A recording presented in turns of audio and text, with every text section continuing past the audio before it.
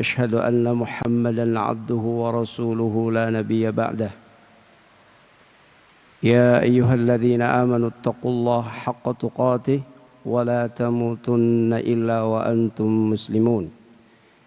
يا أيها الذين آمنوا اتقوا الله وقولوا قولا سديدا يصلح لكم أعمالكم ويغفر لكم ذنوبكم ومن يطع الله ورسوله فقد فاز فوزا عظيما.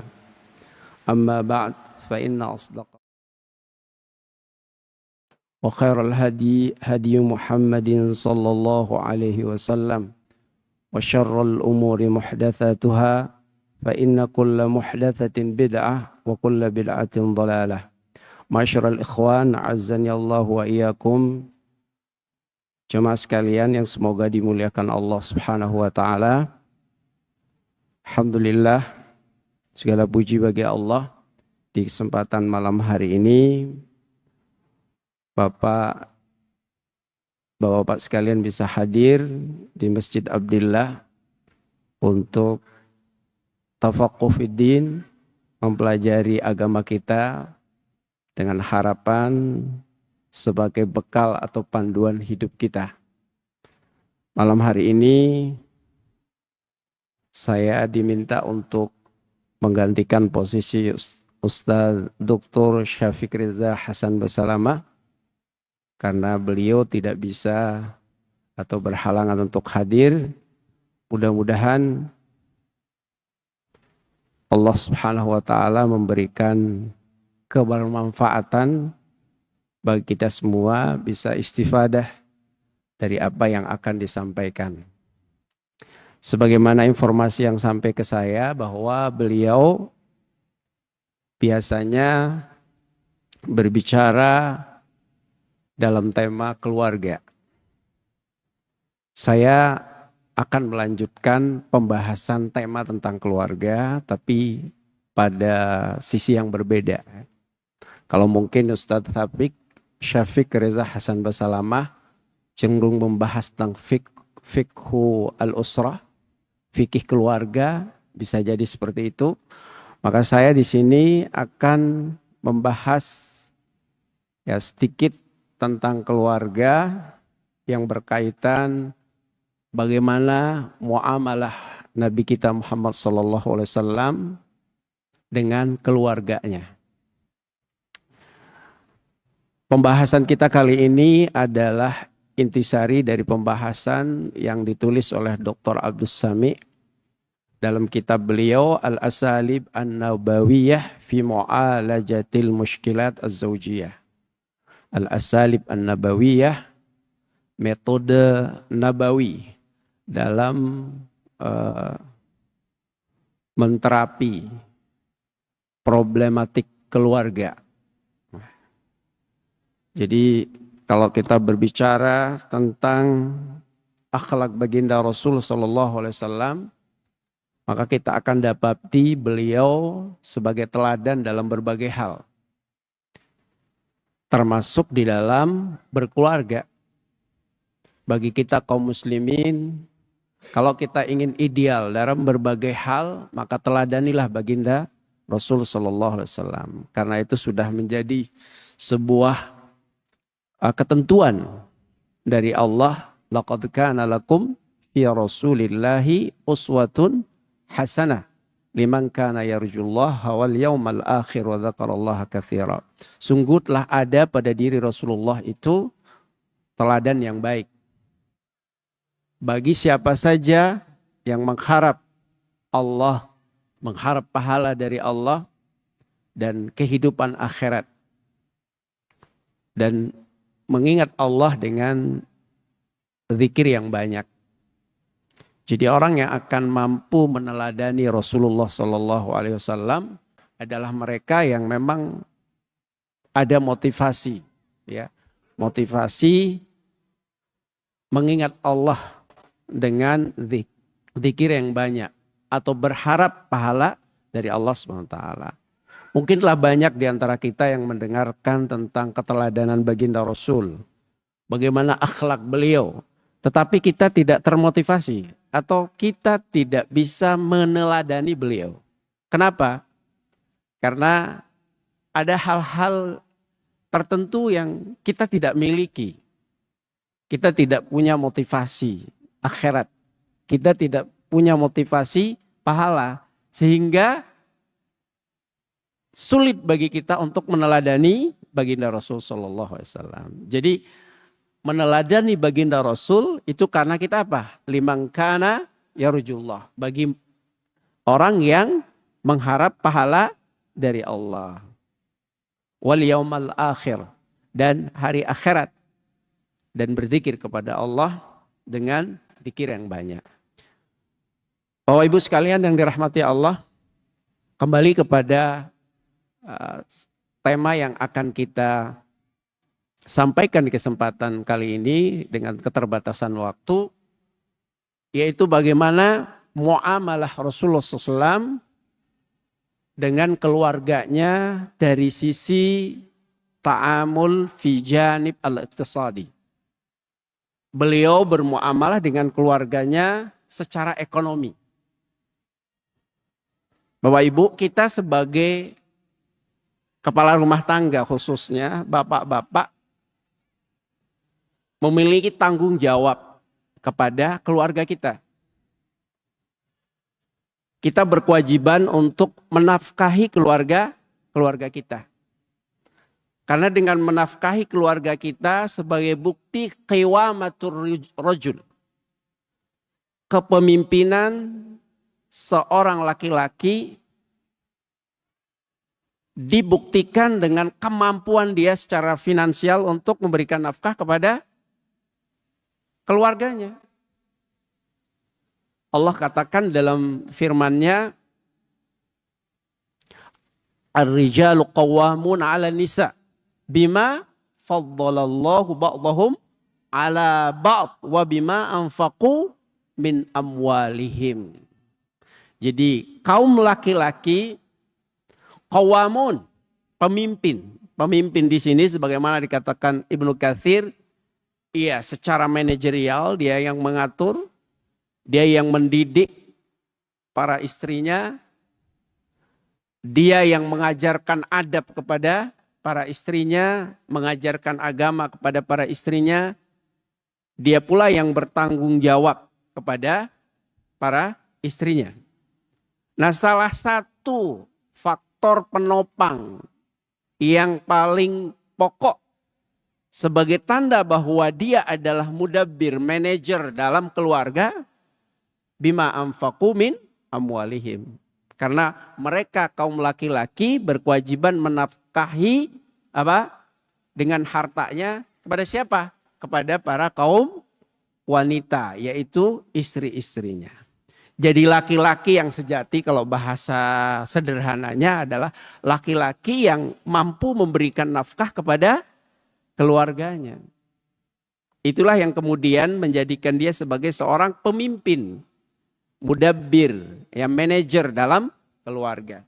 Baik Bapak Ibu sekalian, kalau kita berbicara bagaimana Rasulullah Sallallahu Alaihi Wasallam sebagai kepala rumah tangga dalam hal menafkahi keluarganya, dari sisi ekonominya seperti apa?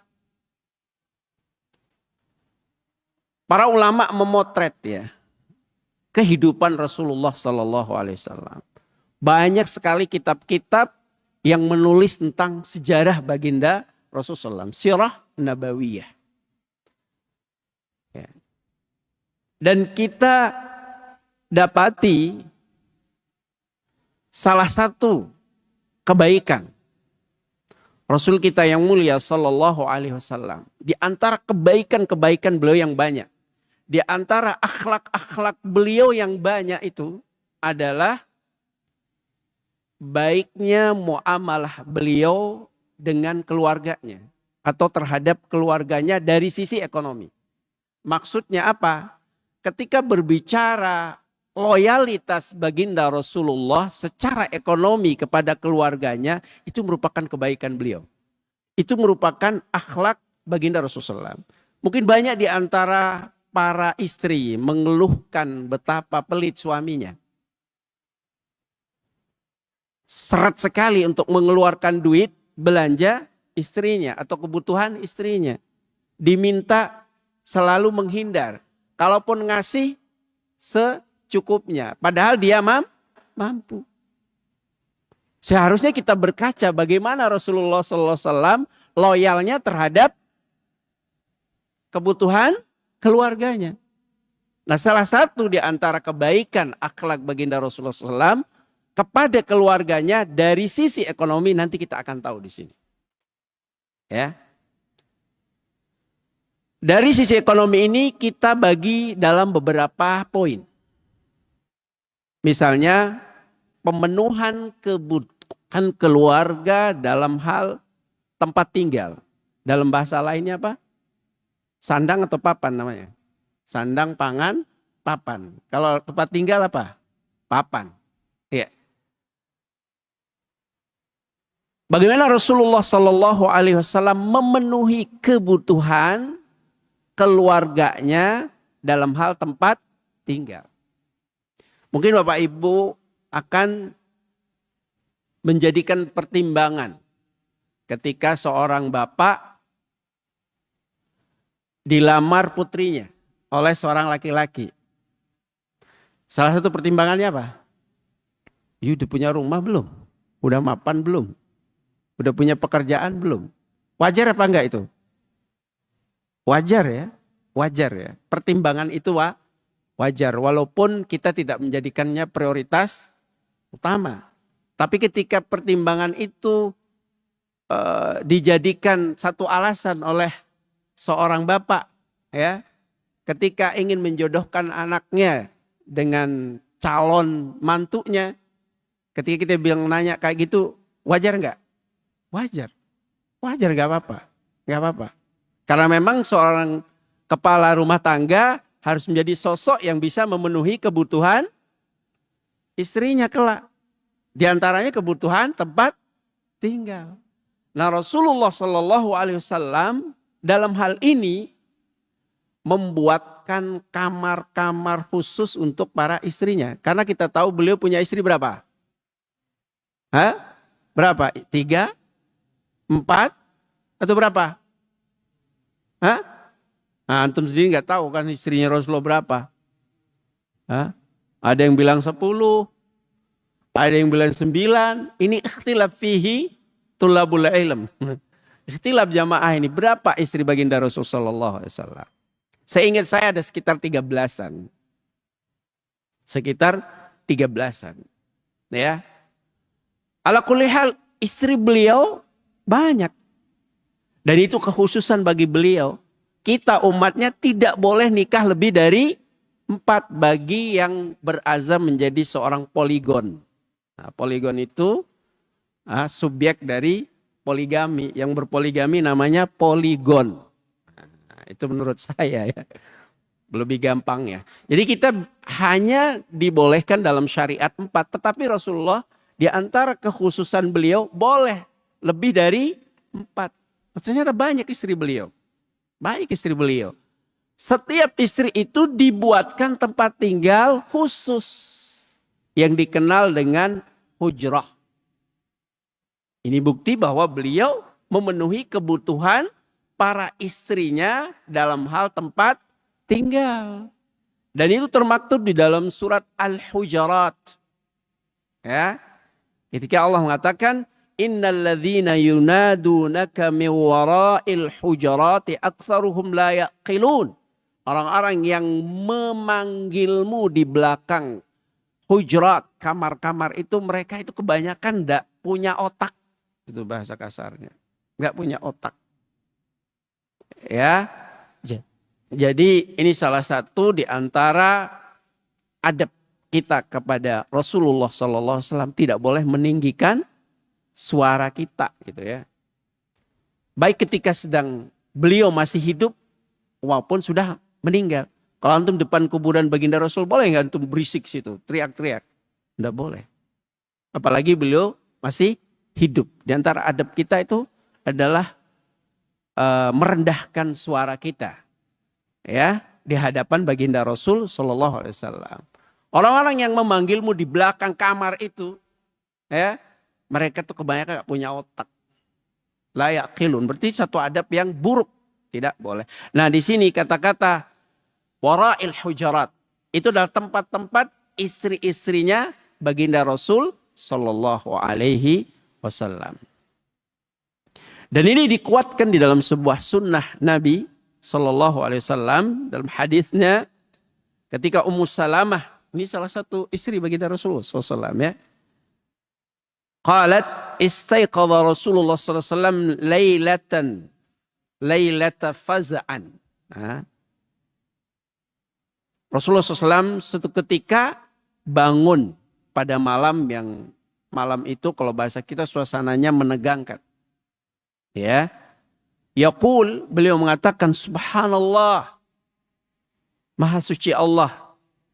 Madza anzala minal khazain. Apa gerangan yang diturunkan dari khazain? Jadi maksudnya dari pusat datangnya wahyu. Apa kira-kira yang diturunkan oleh Allah? Ya. Wa madza anzala minal fitan. Fitnah berupa apa? Bencana berupa apa yang diturunkan oleh Allah Subhanahu wa taala? Man yuqidhu sawahibil hujurat. Siapa kira-kira yang bisa membangunkan penghuni-penghuni kamar-kamar tersebut? Maksudnya para istri beliau. Ya. Di sini beliau juga mengatakan rubba kasiyatin fid dunya ariyah fil akhirah. Betapa banyak orang yang telanjang di dunia juga telanjang di akhirat. Ada satu kalimat yang saya ingin sampaikan di sini bahwa ketika beliau mengatakan apa? Siapa yang membangunkan sawahib al-hujurat, penghuni kamar-kamar. Maksudnya siapa? Para istrinya. Ketika terjadi satu kondisi yang menegangkan, ya terjadi fitnah, maka dikuatkan dengan kita mendekatkan diri kepada Allah SWT. Dengan sholat, banyak berzikir, banyak ingat Allah SWT. Kita kembali kepada Allah SWT ketika terjadi bencana, musibah. Itu cara yang benar. Tidak kemudian terlarut dalam kesedihan atau mungkin mencari cara-cara lain penyelesaiannya. Tetapi Rasul mengajarkan kepada kita ketika terjadi bencana, ketika terjadi huru hara, satu hal yang membuat rasa nyaman kita terganggu ya dengan gangguan yang luar biasa, maka kita disunahkan untuk mendekatkan diri kepada Allah SWT. Tadarru ilallah, kembalilah kepada Allah, salat, memperbanyak salat sunnah, seperti itu. Sawahib al-hujurat. Berarti kenapa beliau katakan sawahib al-hujurat, penghuni-penghuni kamar, itu artinya mereka memang punya kamar masing-masing, tidak disatukan dalam satu kamar numpuk 10 orang misalnya, enggak. Jadi dibuatin secara khusus kamarnya. Ini bukti bahwa beliau secara ekonomi loyal untuk memberikan hak kepada para istrinya, diberikan tempat tinggal. Meskipun mungkin tidak seperti sekarang ya, kamar ber-AC gitu tidak, karena dulu belum ada AC. Mungkin sederhana, tetapi ini bukti bahwa beliau memang memberikan hak para istrinya, loyal. Yang kedua, bukti bahwa beliau ini loyal dari sisi ekonomi kepada keluarganya adalah kebaikan beliau dalam memberi nafkah. Ya. Ingat, kita ini sindiran ya bagi kaum lelaki. Kita sebagai para suami itu jangan sampai menjadi suami-suami yang kikir, pelit terhadap kebutuhan keluarga kita, termasuk kebutuhan istri dan anak-anak kita. Jadi ketika berbicara keluarga di sini tidak hanya istri, jadi istri dan anak-anak kita. Dan di antara bentuk akhlak kebaikan Rasulullah Shallallahu Alaihi Wasallam dalam kehidupan berkeluarga, beliau termasuk orang yang karim. Karim itu artinya apa? Karim itu artinya loyal, dermawan. Beliau orang yang loyal dan dermawan, ya. Dalam hal berinfak, memberi nafkah kepada keluarganya. Dan ini bukan hal yang aneh, ya. Bukan hal yang aneh bagi Rasulullah Shallallahu Alaihi Wasallam. Ketika kita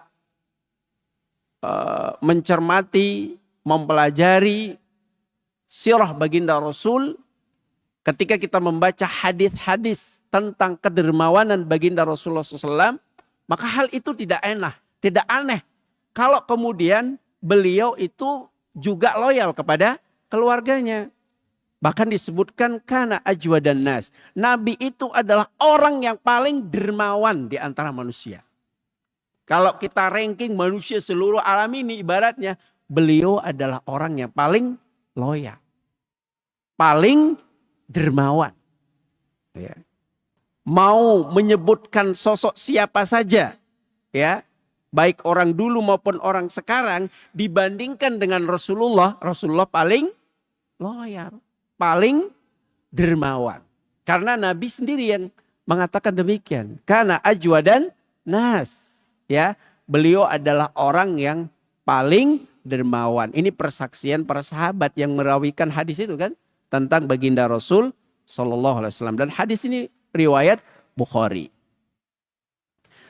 Nah, kalau kita tahu bahwa beliau paling dermawan, maka satu hal yang tidak logis kalau kemudian beliau pelit kepada keluarganya. Meskipun ada fakta, ada sebagian orang loyal kepada kolega-koleganya, teman-temannya, tapi giliran keluarganya pelit. Ada nggak orang seperti itu? Ada lah ya. Tapi Nabi itu loyal kepada keluarganya, loyal kepada orang lain. Ya.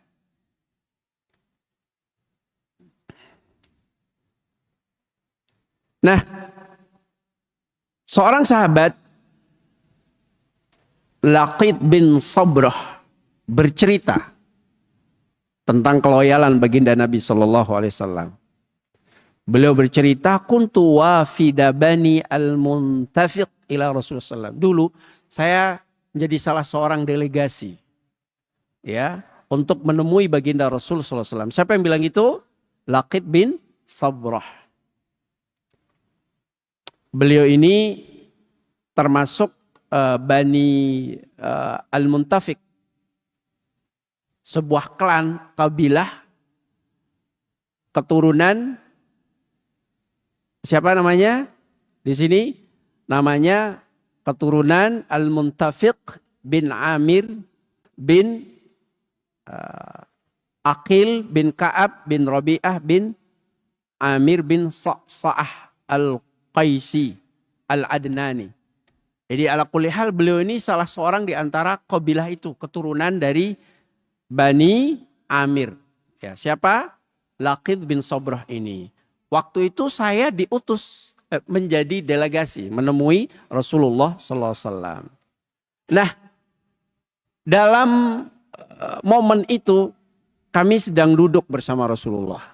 Pada saat beliau menceritakan tentang beliau diutus itu menemui Rasulullah, beliau duduk bersama Rasulullah SAW.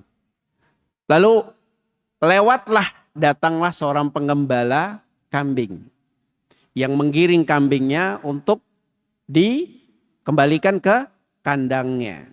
Namanya Murrah, ya. Al-Murrah, ya.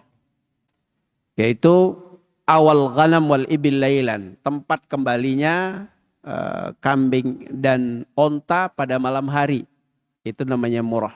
Jadi pada saat yang bersamaan ketika Laqit bin Sabrah ini duduk bersama Rasulullah, lewatlah pengembala kambing. Ya, pengembala kambing berserta dengan suara kambing yang mengembek lah gitu ya.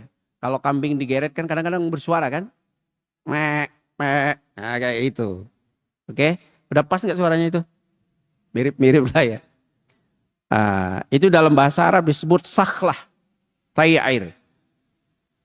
Lalu Rasulullah bertanya, apakah ada yang lahiran? Maksudnya kambing itu apakah ada yang lahiran? Kalau bersuara mungkin tanda-tanda bahwa itu kambing itu lahiran atau bagaimana gitu.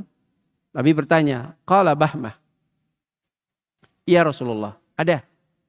Waladus syah awalam muyala. Iya, ada kambing yang melahirkan perdana.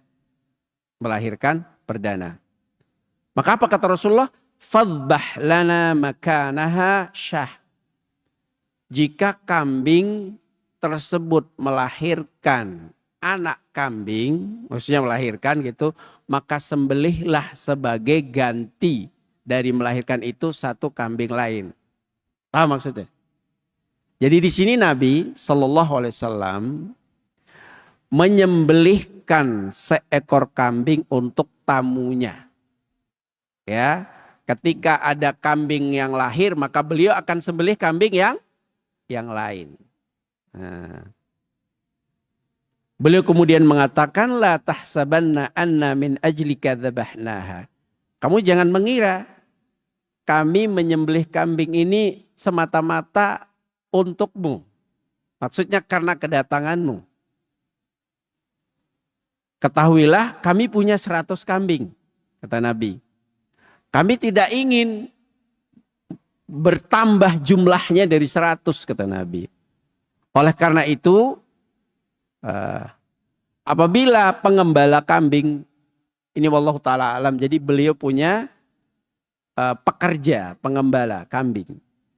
Lahir dari gembalaannya tersebut seekor kambing, yang maka kelahiran perdana dari kambing itu akan kami ganti dengan menyembelih kambing yang lain. Ya. Menyembelih kambing yang lain. Jemaah sekalian, ungkapan ini, cerita dari seorang sahabat ini menunjukkan Rasulullah Shallallahu Alaihi Wasallam karim. Karim, apa tadi karim? Dermawan. Kira-kira bahasanya kalau ada tamu nggak tanggung-tanggung. Yang beliau sembelihkan apa? Kambing. Kalau kita bisa jadi kita mampu, tapi sebanter-banternya kita belikan sate kambing, ya toh? Atau ayam goreng crispy, gitu toh? Kita enggak pernah atau jarang ketika datang tamu sekalian nyembelihin seekor kambing. Pikir-mikir loh ya, ini buat Idul Adha nanti gitu toh? Atau kita masih mikir, ini Nabi ketika lahir kambing yang lain, kambing tidak lahir, dia akan sembelih yang lain sebagai ganti atas kelahirannya itu. Dilahir, ya sembelih yang lain gitu. Dan beliau suguhkan untuk tamu-tamunya. Seperti itu. Ini berarti kan loyal beliau. Dari sisi itu. Sangat loyal. Betapa tidak beliau satu, secara ekonomi beliau kaya. Nah, baru dengar kan Nabi itu kaya? Beliau udah kaya. Ya, Nabi kita itu kaya. Apa buktinya? Dalam sebuah ayat ya di surat Al-Duha ayat 8, wa wajadaka ailan fa'aghna. Dan wa wajadaka, dan Allah mendapatimu ya ailan, miskin fa'aghna. Kemudian Allah kayakan engkau. Nanti kita akan tahu dari mana sumber-sumber kekayaan beliau sallallahu alaihi wasallam. Ala kulli hal, Nabi itu kaya. Kaya yang loyal. Ya. Dan beliau ya dengan kekayaannya tersebut sehingga beliau bisa loyal, dermawan, adalah satu sikap yang beliau minta kepada Allah SWT. Jangan sampai jadi orang yang tidak mampu berbagi. Ya.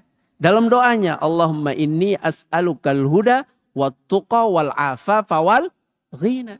Ya Allah, aku minta kepadamu hidayah, ketakwaan, penjagaan diri dari hal-hal yang diharamkan, afaf, dan kekayaan. Jadi kita minta kaya boleh nggak? Boleh. Karena dengan kita kaya, kita bisa berbagi. Intinya, kita bisa berbagi, kita bisa bersedekah. Seperti halnya Rasulullah SAW. Tidak tanggung-tanggung kalau beliau bersedekah. Gitu. Dan beliau juga minta perlindungan kepada Allah agar jangan sampai fakir.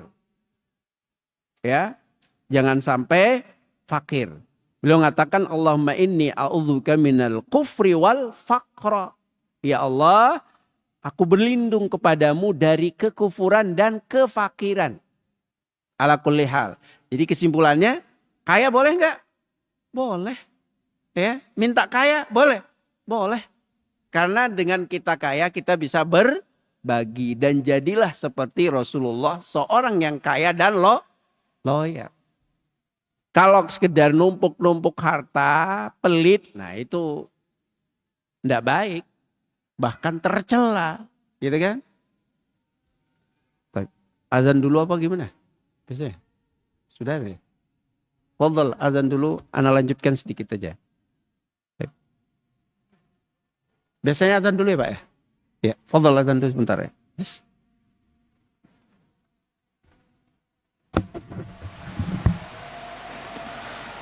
Allahu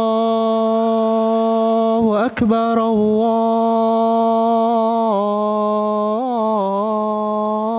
Akbar. Allahu Akbar, Allahu Akbar. Allahu Akbar. Asyhadu an la ilaha illallah.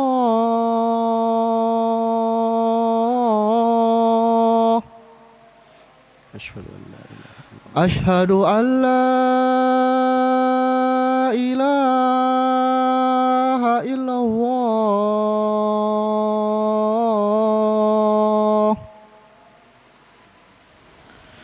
Asyhadu anna Muhammadar Rasulullah. Asyhadu anna Muhammadar Rasulullah.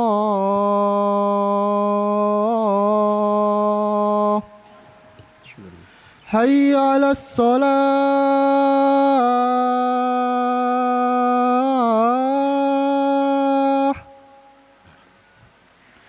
Hayya 'alas shalah.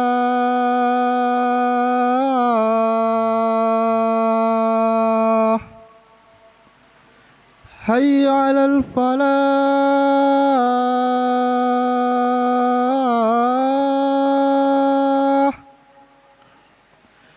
Hayya 'alal falah.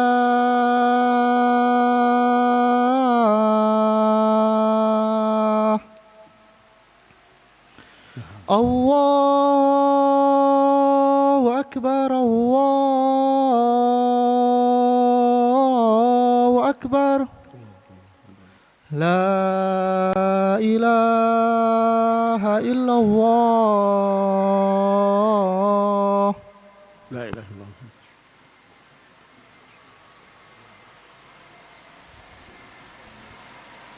Taib. Tadi dikatakan bahwa beliau ketika kedatangan tamu, kemudian beliau menjamunya dengan jamuan yang spesial dan menunjukkan loyalitas beliau terhadap sedekah gitu ya. Dan beliau berdoa dengan doa yang tadi. Nah, terkait dengan ini, karena kita ingin mengungkapkan bagaimana loyalnya beliau kepada keluarganya, disebutkan oleh Ibnu Hazm, ya. Wa kana yunfiqu ala nisaihi kulla sanah 20 wasaqan min sya'ir wa 80 wasaqan min tamr. Hakadha rawainahu min tariqin fi ghayatis sihhah. Lihat bagaimana loyalnya beliau kepada keluarganya, kebutuhan anak istrinya. Ya. Ibnu Hazm menyebutkan Nabi SAW memberikan nafkah kepada para istrinya setiap tahun sebanyak 24 wasak.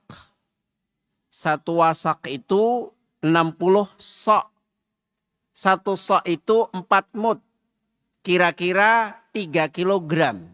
Jadi kalau kita coba total berarti 24 kali 60 kali 3. Berarti berapa?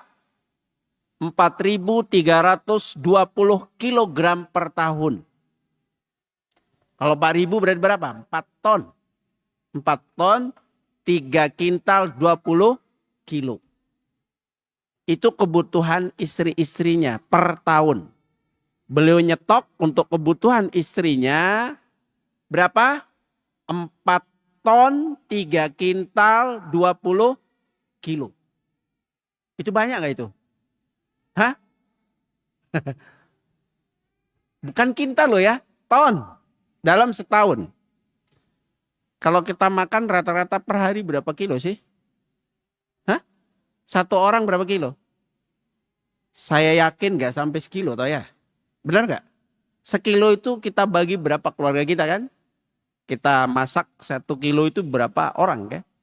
Ini dalam setahun beliau memberikan nafkah kepada keluarganya berapa? 4.320 kilogram dari gandum dan 80 wasak min tamer. Berarti 80 kali 60 kali 3. Berarti total jumlahnya berapa? 14.400 kilogram dari kurma.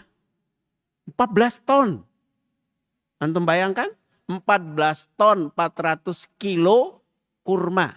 Jadi 4 ton 3 kintal 20 kilogram dari gandum dan 14 ton lebih dari kurma. Bisa bayangkan tuh? Masya Allah ya. Itu belum stok untuk kebutuhan setahun istri-istrinya. Berarti loyal enggak? Loyal banget ya. Loyal banget beliau sallallahu alaihi wasallam. Masya Allah. Dan hadis yang menjelaskan tentang ini, besaran, kisaran nafkah beliau setahun kepada istrinya ini, hadis-hadisnya dalam puncak kesohihan. Artinya bukan kaleng-kaleng ini informasi. Benar adanya. Berarti berapa tadi? 14 ditambah 3 berapa? 17 ton totalnya. Lebih. Untuk istri-istrinya. Subhanallah. Ala kulli hal loyal banget gitu loh. 14 ton itu, 17 ton itu banyak banget. Kalau antum simpen di gudang, satu gudang sendiri kan. Kalau ini ke ruangan sebelah ini cukup buat 17 ton. Enggak muat ya. Kayak apa namanya, kayak bulog gitu ya. Ibaratnya kayak gitu. Dan nyimpen. Dan boleh kita nyimpen untuk kebutuhan keluarga kita. Itu tidak mengurangi tawakal kita. Yang tidak boleh untuk kita sendiri kemudian kita simpan. Tapi untuk kebutuhan keluarga kita, kita punya usaha, kita punya misalnya lahan pertanian, kemudian kita dapat panen dan kita simpan itu untuk kebutuhan keluarga kita itu boleh. Ini yang dilakukan oleh Rasulullah. Jadi dia nyetok simpan untuk kebutuhan istri-istrinya dalam setahun 17 ton lebih. Itu super kaya, itu kaya tuh ya. Masya Allah. Itulah baginda Rasulullah Shallallahu Alaihi Wasallam.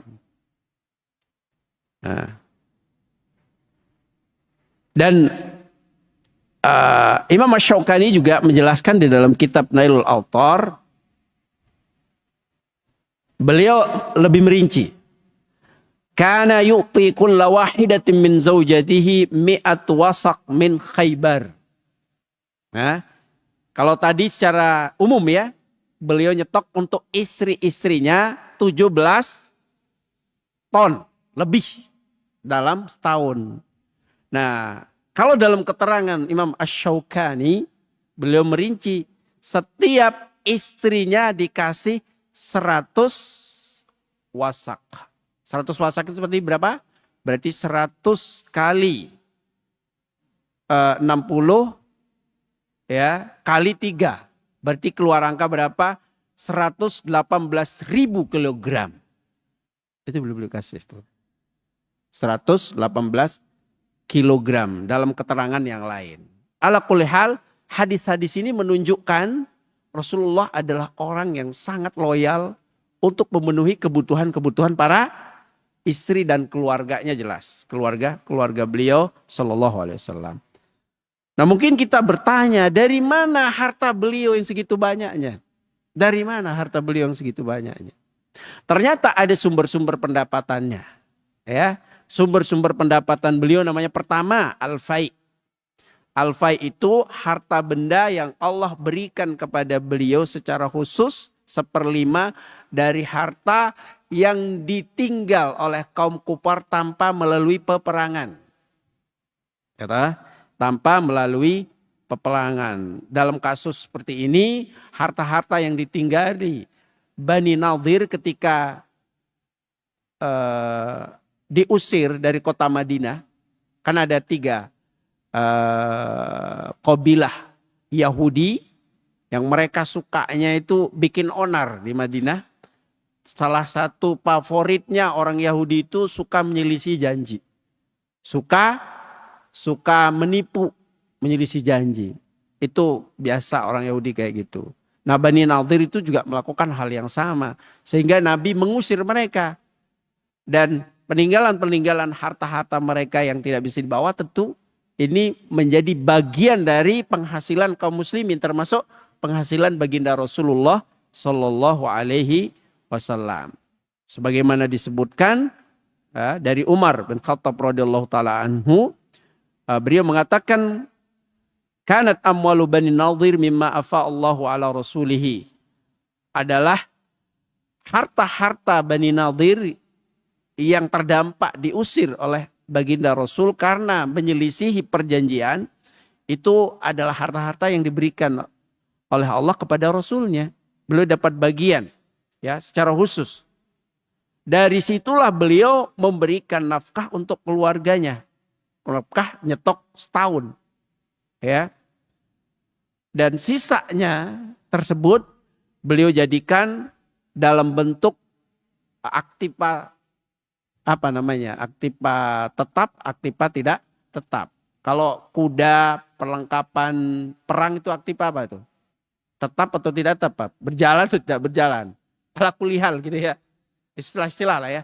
Beliau dari situ juga akhirnya beliau juga menyisihkan dari sebagian harta tersebut untuk persiapan perang fisabilillah. Di samping nyetok untuk kebutuhan keluarganya setahun. Ini berarti sumber kekayaan beliau pertama namanya al-fai. Harta yang ditinggalkan orang-orang kufar tanpa melalui peperangan. Seperti kasus pengusiran Bani Nadir. Tanpa peperangan, harta-harta mereka itu menjadi ghanimah bagi kaum muslimin. Termasuk baginda Rasul Sallallahu Alaihi Wasallam.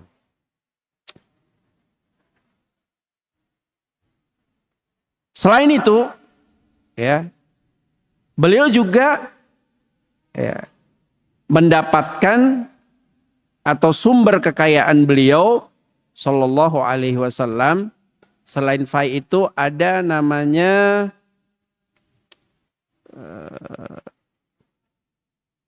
ghanimah. Kalau tadi fai terus ada juga ghanimah.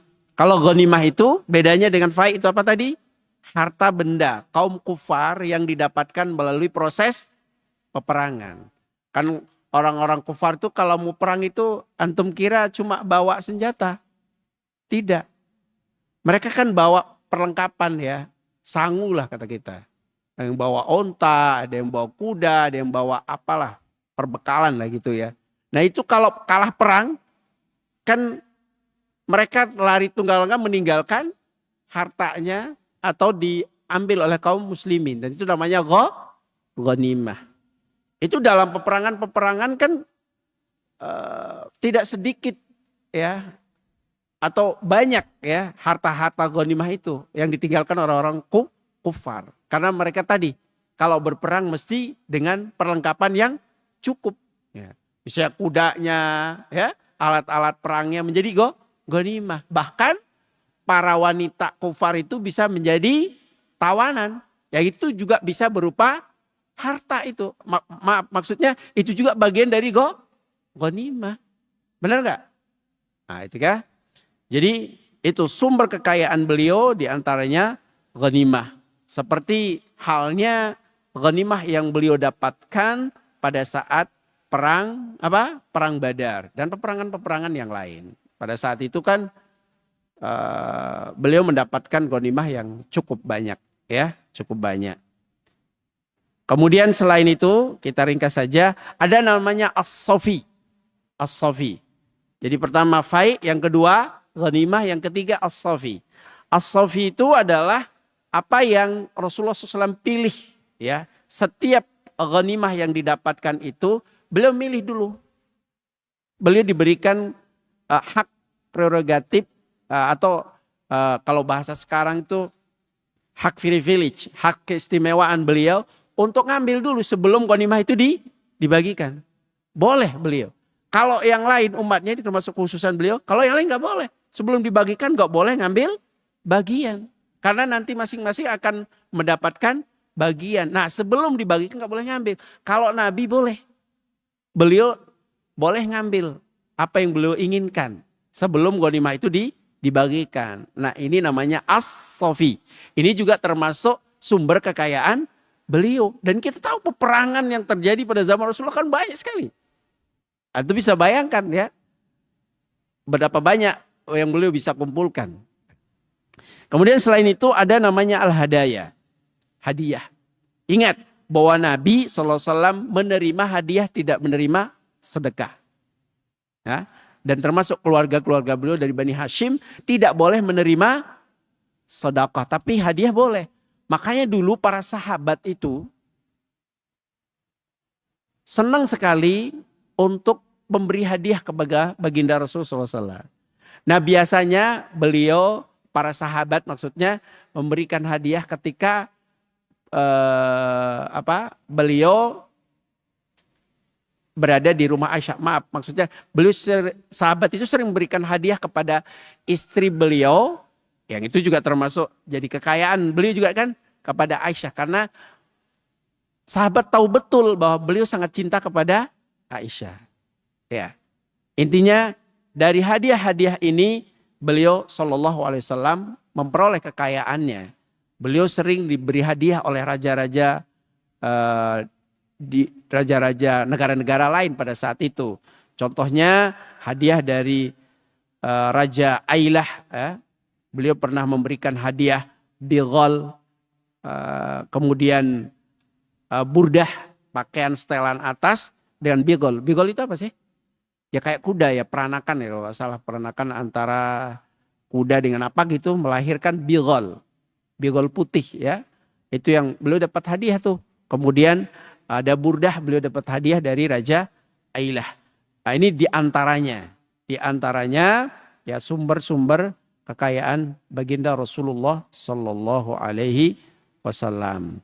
Di samping yang paling kita kenal di sejarah, pada saat penaklukan Khaybar pada tahun 7 Hijriah, ya, Nabi Shallallahu Alaihi Wasallam mendapatkan sumber kekayaan yang sangat banyak.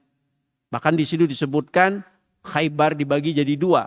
Ada area pertaniannya yang produktif, yang beliau ambil setengah dari hasilnya, kemudian setengahnya itu kemudian dikelola oleh pemiliknya dan diambil setengahnya. Dan ada sebagiannya itu murni diambil oleh kaum muslimin. Dan kita tahu Khaybar itu seperti apa. Ya, kawasan yang produktif pertaniannya itu juga menjadi sumber kekayaan beliau Sallallahu Alaihi Wasallam. Ala kulli hal di sini sumber kekayaan beliau itu sangatlah banyak. Bahkan disebutkan ya, wa kanat hissatu azwajin Nabi sallallahu yauma Khaybar, ya bagian dari jatah istri-istri Nabi pada hari Khaybar itu sab'umiyah wasak minat ta'am. Sab'umiyah berapa? 700 wasak makanan, bahan makanan. Berarti 700 kali berapa tadi? Kali 60 kali 3 keluar angka berapa? 126.000 kilogram. Nah, dari jatah Khaybar itu untuk istri-istri baginda Rasul Sallallahu Alaihi Wasallam. Jemaah sekalian yang dirahmati Allah Subhanahu Wa Taala, berhubung waktu Isya sudah masuk, ya, maka saya ingin menyimpulkan dari pembahasan kita ini, pertama, Rasul kita yang mulia Sallallahu Alaihi Wasallam adalah sosok manusia yang paling dermawan dalam sejarah kehidupan manusia. Kedermawanan beliau ini diabadikan di dalam ayat Al-Quran maupun hadis-hadis beliau Sallallahu Alaihi Wasallam. Kedermawanan beliau ini tidak hanya ditunjukkan kepada orang-orang yang membutuhkan, tetapi lebih daripada itu ditunjukkan juga kepada keluarganya. Secara khusus beliau memenuhi kebutuhan keluarganya dalam jumlah yang sangat fantastik. Ya, seperti yang kita sebutkan tadi, kebutuhan setahun aja 17.000 ton lebih ya setahun untuk istri-istrinya. Tadi Imam Asy-Syaukani menyebutkan berapa untuk setiap istrinya dengan jumlah yang sangat banyak. Nah, kedermawanan ini sekali lagi merupakan akhlak baginda Rasulullah SAW, dan ini seharusnya menjadi motivasi bagi kita semua. Kalau kita memang mampu, kita tidak perlu pelit kepada keluarga kita. Toh juga kita bekerja untuk mereka. Jadi tidak perlu disembunyikan. Kasih. Kalau dia minta, dibutuhkan kasih. Nggak boleh pelit. Karena apa? Rasulullah SAW bersabda, dinarun, ya, yunfiquhu fi sabilillah, ya, wa dinarun dinarun anfaqtahu fi sabilillah wa dinarun anfaqtahu fi raqabah tasaddaqta bihi ala miskin wa dinarun anfaqtahu ala ahlik a'dhamuha ajran alladhi anfaqtahu ala ahlik. Ini diriwayatkan oleh Imam Muslim. 1 dinar yang kamu nafkahkan di jalan Allah, 1 dinar yang kamu nafkahkan untuk memerdekakan budak, dan 1 dinar yang kamu nafkahkan untuk seorang miskin, dan 1 dinar yang kamu nafkahkan untuk istrimu. Tadi disebutkan beberapa jalur bersedekah. Jalurnya untuk fisabilillah, jalurnya untuk memerdekakan budak, jalurnya untuk memberikan sedekah berbagi kepada orang miskin, dan jalurnya berbagi kepada keluarga. Tapi kata Nabi SAW, a'dhamuha ajro, jalur yang bersedekah kepada keluarga kita, di samping itu memang kewajiban kita, tapi dianggap sedekah juga. Walaupun kewajiban itu sedekah juga, maka itu lebih besar pahalanya, paling besar pahalanya. Kalau kita tadi tafsil gitu ya, kita rinci beberapa jalur tersebut punya pahala dengan tingkat-tingkat tertentu, tapi yang paling besar pahalanya apa?